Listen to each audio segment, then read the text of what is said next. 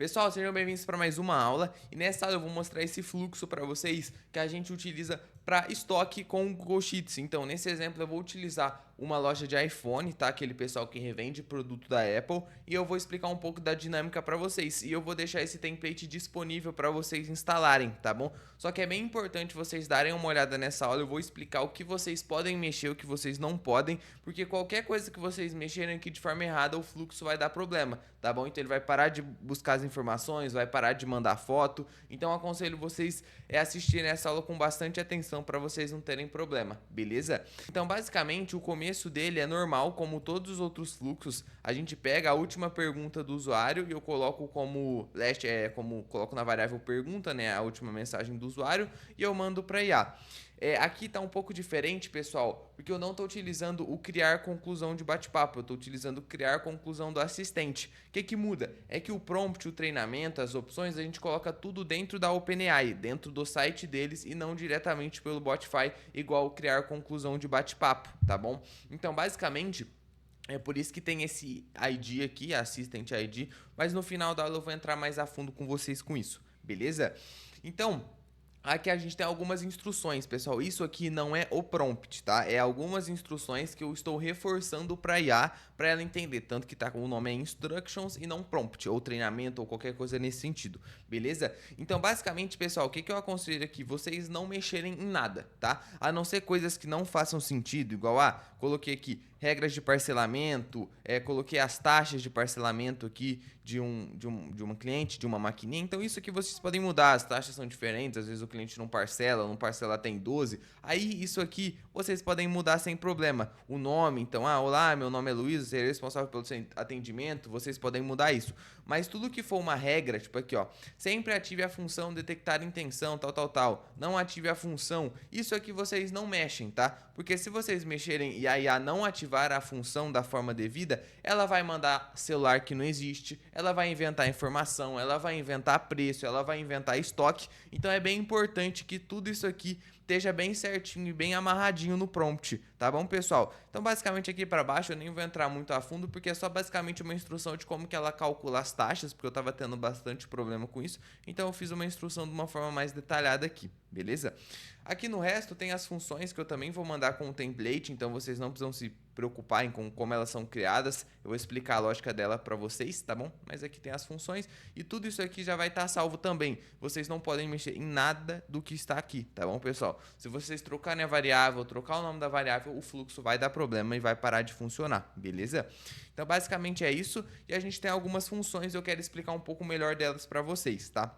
A primeira função que a gente tem, eu deixei o nome dela como detectar, né? Aqui tá contém, que o nome dela é detectar intenção, que é basicamente sempre que alguém solicitar um celular. Então, vocês têm iPhone 13? Ou, quero comprar iPhone 13.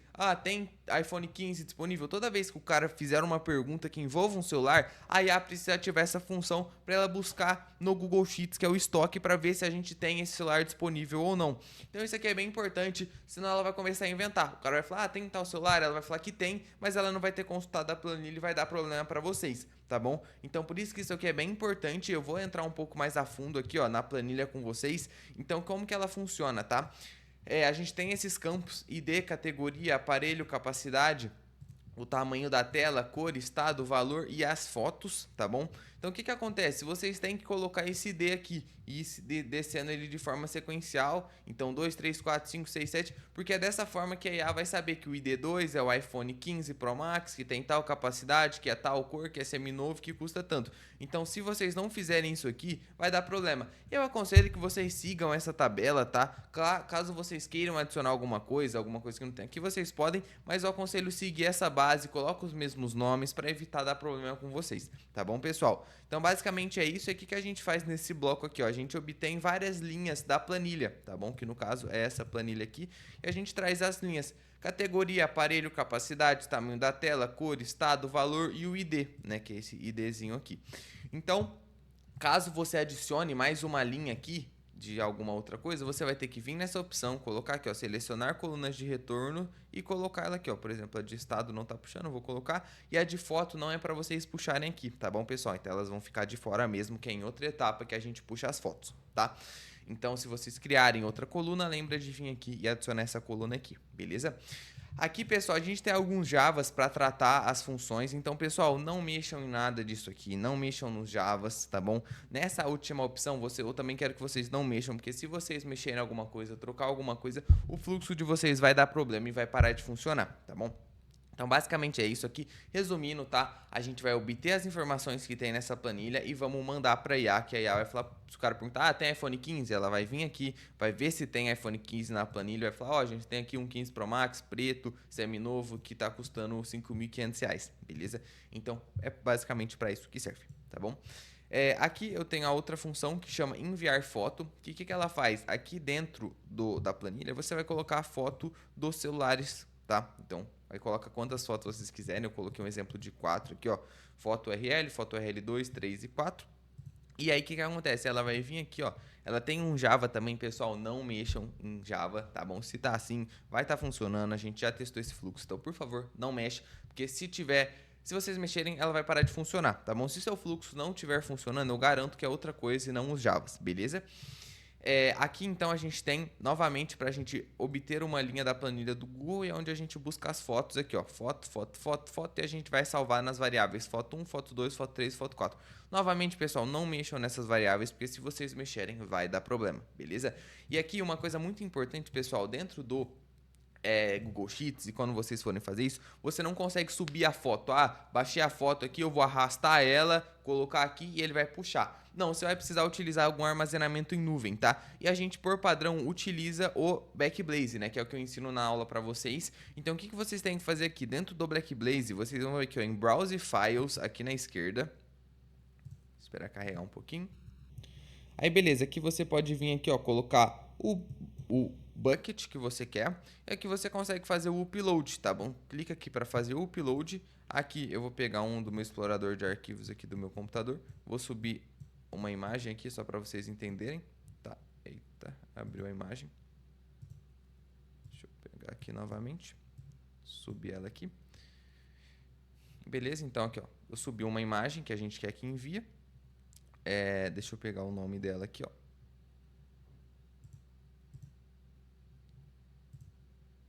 Aqui, ó, é esse nome que ela tá vendo? E aqui a gente tem as URLs, pessoal. Você vai pegar essa URL amigável, tá vendo? Que isso aqui deixa ela pública. Então, se eu abrir aqui no navegador... Eita, copiei errado. Se eu abrir aqui no navegador, eu vou conseguir ver a imagem, beleza? Aquela que a gente subiu aqui. Então, é dessa forma que vocês vão colocar. Então, vou vir aqui, ó, trocar esse link. Deixa eu só ver se ele trocou certinho, porque tem bastante coisa. Vou colocar ele aqui. E aqui a gente tem um link da Backblaze que já vai puxar a imagem. Deixa eu apagar, coloquei na linha de baixo.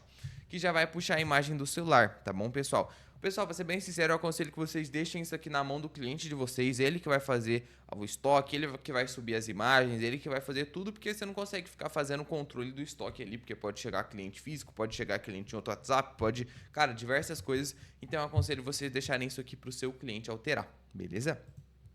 Então, basicamente é isso aqui onde a gente busca as fotos, tá bom? E aqui, o que eu fiz?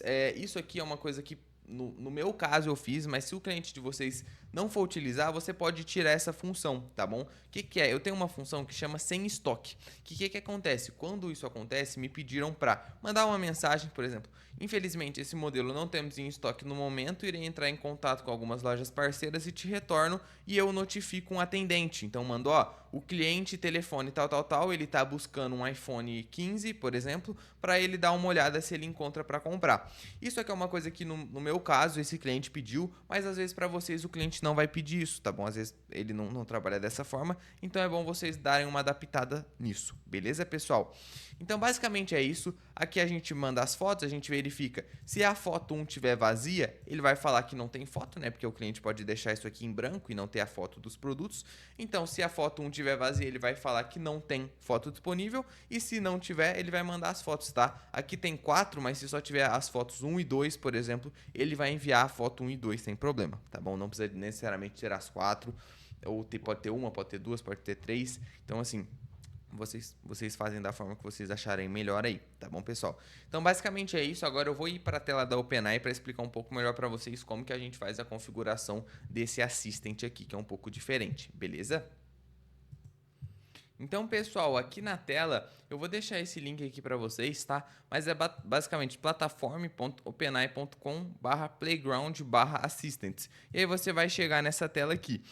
Então, pessoal, você vai criar o seu assistente por aqui. Então, é aqui que você vai colocar o prompt dele, é aqui que você vai selecionar um modelo para ele, tá bom? Então, não é mais ali diretamente pelo Botify. Você pode trocar o modelo, colocar o modelo que você quiser.